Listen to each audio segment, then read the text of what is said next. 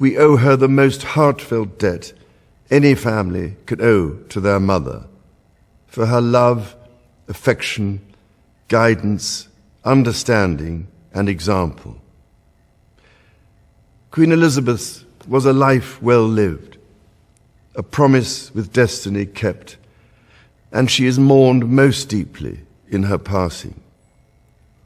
That promise of lifelong service I renew to you all today.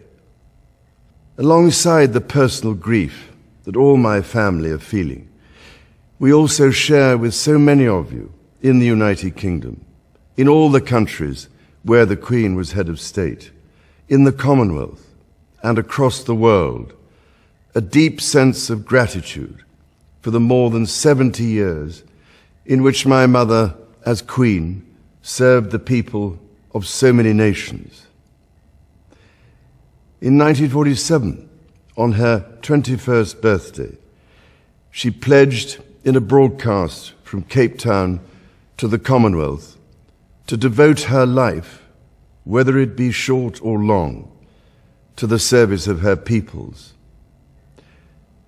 That was more than a promise.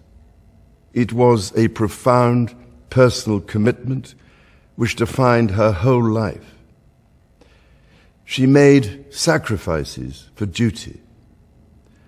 Her dedication and devotion as sovereign never wavered, through times of change and progress, through times of joy and celebration, and through times of sadness and loss. In her life of service, we saw that abiding love of tradition, together with that fearless embrace of progress, which makes us great as nations. The affection, admiration, and respect she inspired became the hallmark of her reign. And as every member of my family can testify, she combined these qualities with warmth, humor, and an unerring ability always to see the best in people. I pay tribute to my mother's memory, and I honor her life of service. I know that her death brings great sadness to so many of you, and I share that sense of loss beyond measure with you all.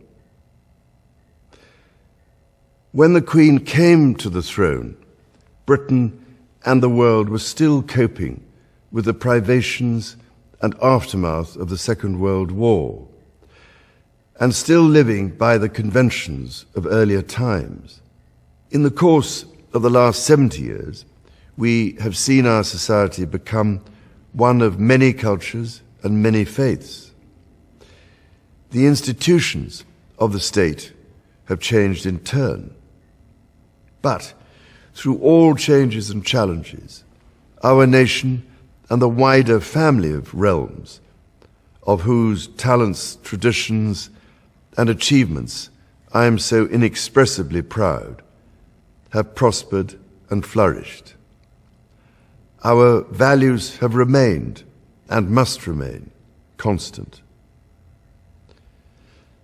The role and the duties of monarchy also remain, as does the sovereign's particular relationship and responsibility towards the Church of England, the church in which my own faith is so deeply rooted.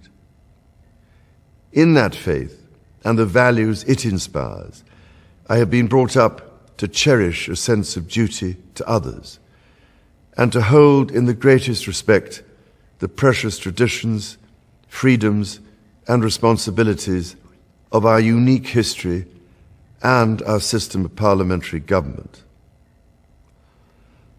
As the Queen herself did with such unswerving devotion, I too now solemnly pledge myself, throughout the remaining time God grants me, to uphold the constitutional principles at the heart of our nation. And wherever you may live in the United Kingdom, or in the realms and territories across the world, And whatever may be your background or beliefs, I shall endeavor to serve you with loyalty, respect, and love, as I have throughout my life. My life will, of course, change as I take up my new responsibilities. It will no longer be possible for me to give so much of my time and energies to the charities and issues for which I care so deeply. But I know this important work will go on in the trusted hands of others. This is also a time of change for my family. I count on the loving help of my darling wife, Camilla. In recognition of her own loyal public service since our marriage 17 years ago, she becomes my Queen Consort. I know she will bring to the demands of her new role the steadfast devotion to duty on which I have come to rely so much.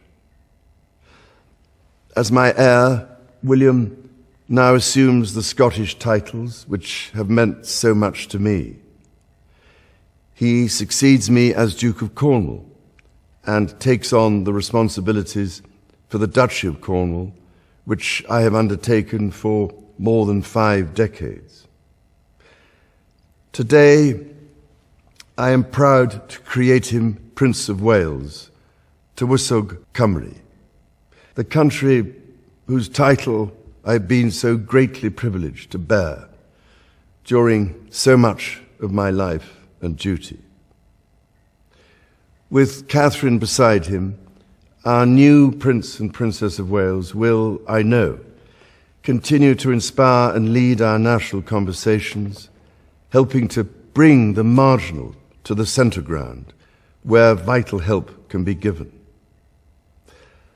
I want also to express my love for Harry and Meghan as they continue to build their lives overseas. In a little over a week's time, we will come together as a nation, as a Commonwealth, and indeed a global community, to lay my beloved mother to rest.